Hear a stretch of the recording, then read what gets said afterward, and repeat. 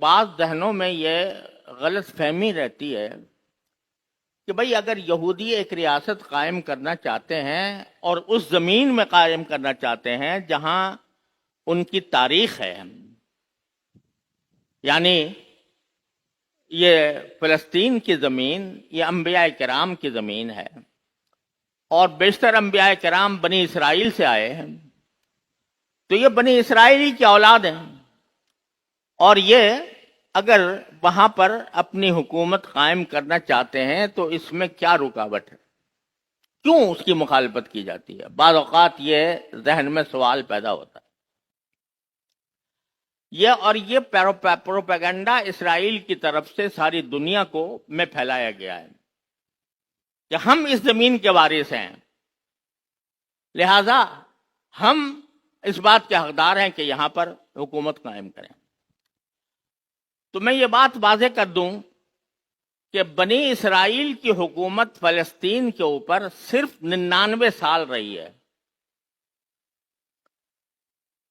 ہزاروں سال کی تاریخ میں بنی اسرائیل کی حکومت فلسطین پر صرف 99 سال قائم رہی۔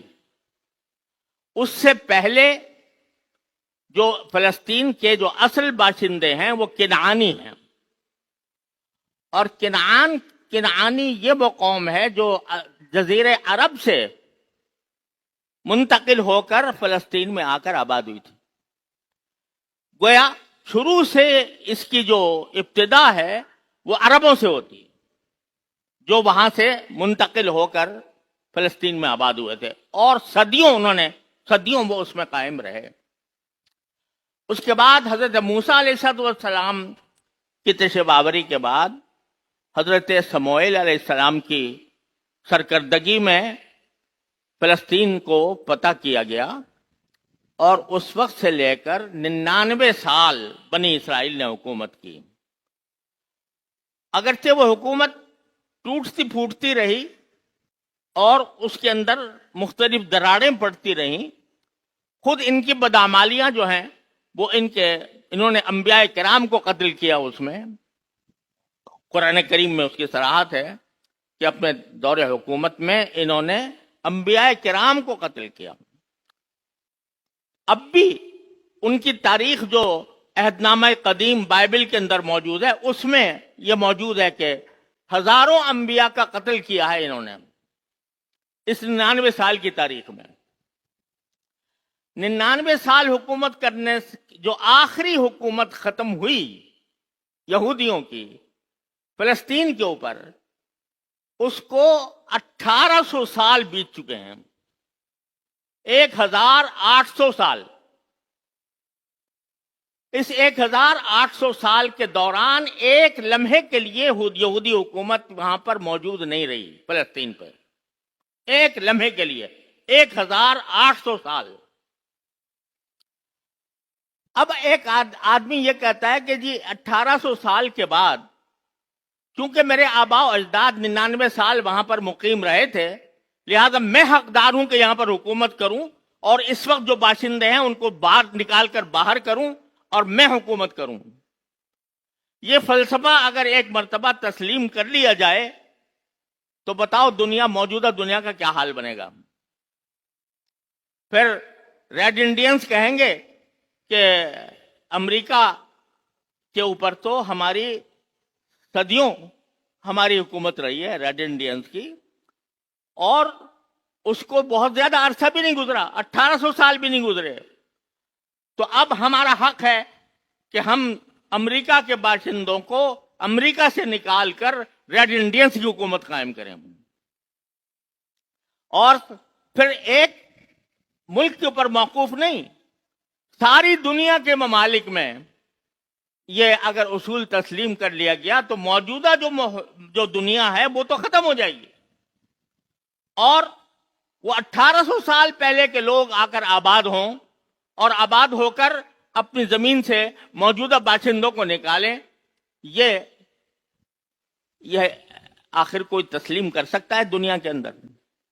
لیکن یہ فلسفہ صرف اسرائیل کے حق میں تسلیم کیا گیا، جبکہ اسرائیل یعنی بنی اسرائیل اور یا یہودی دنیا کے مختلف ملکوں میں پھیلے ہوئے تھے.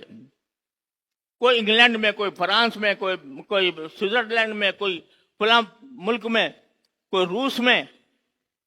اور کہتے ہیں یہ سب جمع کر کے اکٹھے لا کر یہاں پر بسائے جائیں گے، اور یہاں بسانے کے لیے اگر یہاں کے باشندوں کا قتل عام کرنا پڑا تو قتل عام بھی کیا جائے گا.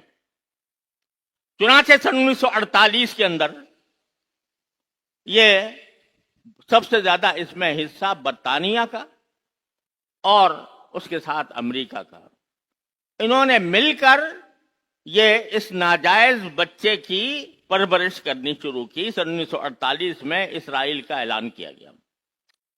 ادھر اسرائیل میں جو اس وقت کا وزیر اعظم بنا تھا بن گوریون، اس نے ادھر اعلان کیا اسرائیل کی ریاست قائم ہونے کا. اس کے 2 گھنٹے کے بعد امریکہ نے فوراً تسلیم کر لیا کہ ہاں ہم اس ریاست کو مانتے ہیں. جبکہ وہ قیام جو آیا تھا وہ دیر یاسین کے مذبح کے بعد آیا تھا، جس میں بے شمار بے گناہ فلسطینیوں کا قتل عام کیا گیا تھا. اس کے بعد، اور ان کو گھروں سے نکالا گیا تھا، اس کے بعد یہ قائم ہوا تھا. لہذا یہ حق کہنا کہ ہمارا حق ہے سیاسی طور پر بھی غلط، کیونکہ 1800 سال سے ان کی کوئی حکومت وہاں پر نہیں تھی. بلکہ اس دوران مسلمانوں نے کچھ عرصے عیسائیوں نے حکومت کی، کچھ عرصے مسلمانوں نے حکومت کی، اور مسلمانوں کی حکومت کے دوران ان کو پرامن طریقے سے ان کو آباد کیا گیا مختلف جگہوں پر. البتہ خلافت عثمانیہ کے زمانے میں سلطان عبدالحمید رحمۃ اللہ علیہ نے یہ فرمایا تھا کہ میں ان کو یہ نہیں کرنے دوں گا کہ وہاں پر جا کر وہ اپنی آبادیاں بنائیں. وہ نہیں کرنے دیا انہوں نے. لیکن خلافت عثمانیہ کے جس حصے میں بھی جہاں کہیں یہودی آباد تھے، ان کو مذہبی آزادی حاصل تھی، اپنے مذہب پر عمل کریں، کوئی مسئلہ نہیں تھا. ایسا نہیں ہوتا تھا کہ ان کے اوپر کوئی ظلم و ستم کیا جا رہا ہو. 1800 سال بعد یہ بکھرے ہوئے یہودی وہ کہتے ہیں کہ ہمیں حق ہے اس کا.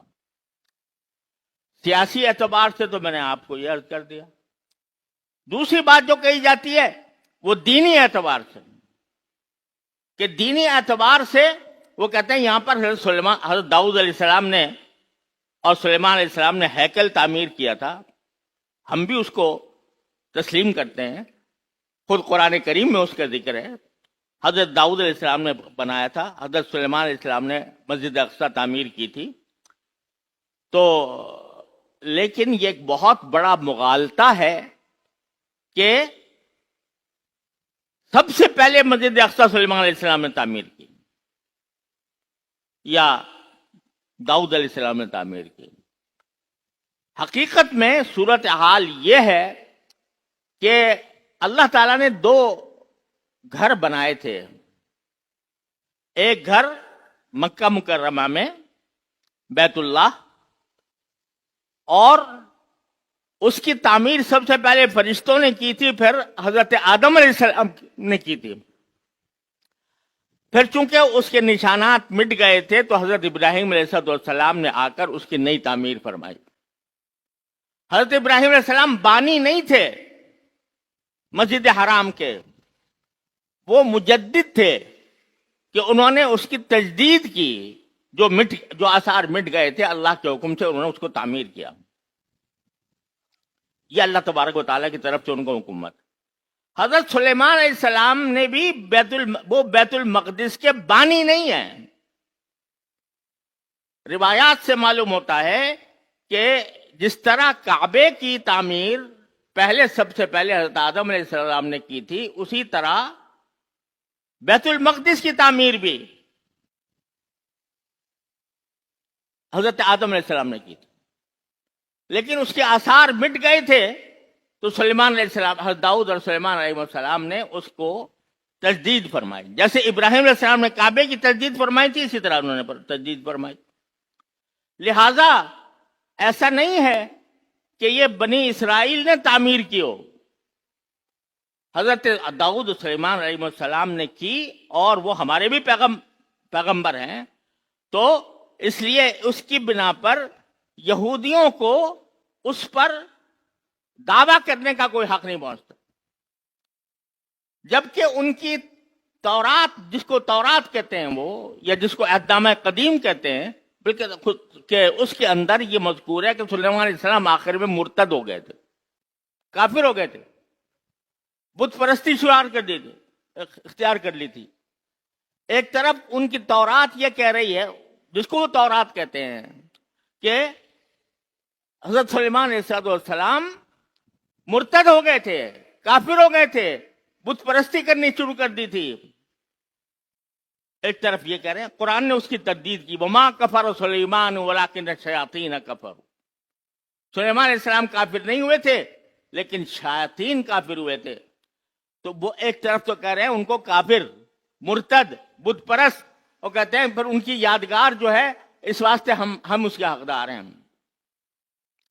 تو نہ دین سیاسی اعتبار سے ان کا کوئی حق بنتا ہے، نہ دینی اعتبار سے کوئی حق بنتا ہے، لیکن انہوں نے، امریکہ اور برطانیہ نے عالم اسلام کو منتشر کرنے کے لیے اور عالم اسلام کے دل میں لا کر ایک ناسور پیدا کرنے کے لیے اسرائیل کو قائم کیا، اور اس وقت سے مسلسل بغیر کسی توقف کے وہ وہاں کے باشندوں، فلسطینیوں پر ظلم و ستم کے پہاڑ ڈھو رہا ہے۔